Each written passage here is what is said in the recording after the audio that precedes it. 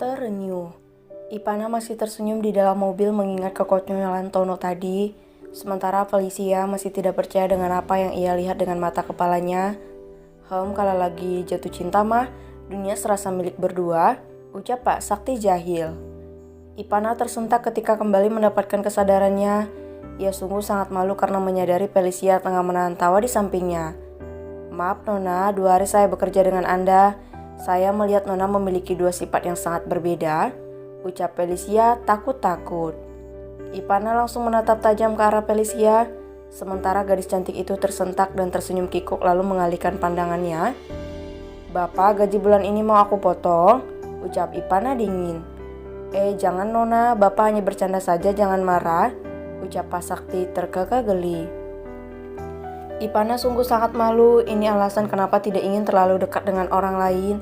Ia akan diledek dan sifat bobroknya akan ketahuan. Felicia dan Pak Sakti hanya bisa menahan senyumnya melihat tingkah Ipana yang begitu menggemaskan. Mobil terus bergerak menuju perusahaan Dirgantara karena Mbak Fitri mengatakan jika Nathan sudah datang dan menunggu di ruangannya. Felicia, tolong nanti kamu siapkan berkas-berkas untuk pertemuan nanti sore, ucap Ipana turun dari mobil. Baik Nona.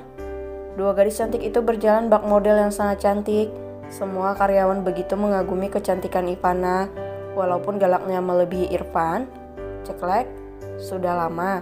Tanya Ipana. Lumayan, ucap Nathan dingin. Wah, siapa ini ganteng banget, batin Felicia berbinar. Silakan, ucap Ipana. Mereka kembali duduk di atas sofa. Nathan segera membuka beberapa berkas yang ia bawa sebagai rancangan untuk gedung yang akan mereka buat.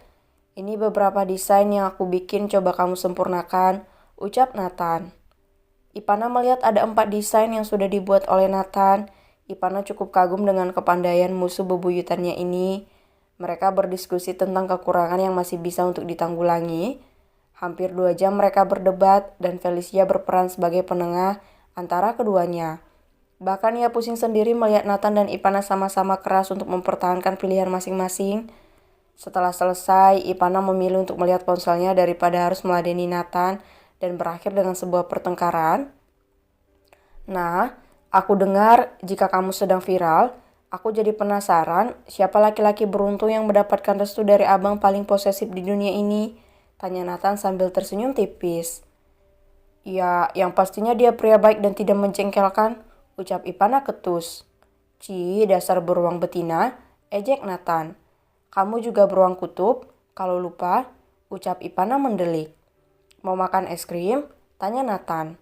No thanks, aku sibuk, ucap Ipana menolak. Ya sudah, aku pamit, ucap Nathan keluar dari ruangan tanpa menunggu jawaban dari Ipana. Sementara Felicia yang tidak mengerti tentang permasalahan mereka menjadi bingung harus bersikap seperti apa. Selamat datang Tuan Andrew. Maaf kemarin saya tidak bisa menyambut Anda langsung di bandara, ucap Ipana datar sambil menjabat tangan Andrew. Tidak masalah, Nona, saya memang sudah sering datang ke sini untuk bertemu dengan Tuan Fajri, ucap Andrew tersenyum. Bagaimana perkembangannya? Tanya Ipana. Motor hasil rancangan Anda sudah disempurnakan oleh Tuan Fajri beberapa waktu yang lalu, Nona. Jadi kemungkinan bulan depan sudah bisa diproduksi, akhir bulan nanti surat izinnya sudah keluar, ucap Anda menjelaskan. Informasikan kepada saya bagaimana perkembangan dari pembuatan motor itu, jangan tutup-tutupi apapun dan tolong bekerja dengan baik, ucap Ipana. Baik Nona, Anda bisa mempercayai hal ini kepada saya, ucap Andrew. Ia adalah orang kepercayaan Fajri untuk mengelola pabrik milik perusahaan pria tampan itu, sehingga tidak mungkin rasanya ia mengkhianati Ipana. Bahkan ia akan mengerahkan semua kemampuannya untuk membantu memasarkan barang produksi gadis cantik ini. Mohon bantuannya jika memang memerlukan dana lebih, Anda bisa memberikan proposalnya kepada saya, ucap Ipana. Baik Nona, Anda jangan risau. Mereka membicarakan beberapa kendala yang dihadapi dalam memproduksi motor pertama Ipana yang akan diluncurkan pada pertengahan tahun ini. Jika aku bisa menambah beberapa cabang dengan perencanaan yang matang, aku sudah bisa menyusul abang dan bersaing dengannya di pasaran. Batin Ipana tersenyum. Felicia semakin mengagumi sosok Ipana yang sangat bekerja keras, cerdas dan tidak perhitungan kepada para pegawainya dengan catatan mereka bisa bekerja dengan baik dan memuaskan. Aku adalah orang yang paling beruntung bisa mengenal bagaimana sifat dan karakter Nona Ivana. Di balik sikap dingin dan tidak mau taunya, ia sangat perhatian dengan hal yang kecil. Semoga Anda selalu sehat, Nona. Batin Felicia. Saat ini Ivana tengah terdiam melihat bagaimana Felicia melepas rasa rindu kepada keluarganya yang sudah 2 tahun tidak bertemu. Tangis haru memecah kesunyian malam di rumah dinas yang ditempati oleh Felicia dan keluarganya. Nona, terima kasih banyak karena Anda sudah membantu kami, ucap Ibu Felicia bersimpuh di kaki Ivana. Gadis itu langsung mundur dan membantu Ibu Felicia untuk kembali berdiri. Jangan seperti ini, Bu. Cukup Anda bersimpuh kepada Tuhan. Saya hanya perantara, ucap Ivana tegas. Terima kasih, Nona. Sekali lagi terima kasih banyak, ucap ibu itu terisak dengan air mata yang tak hentinya menetes. Sama-sama, semua ini sudah takdir, jadi tolong jangan berlebihan, Bu. Ucap Ivana memberikan kode kepada Felicia jika ia merasa tidak nyaman.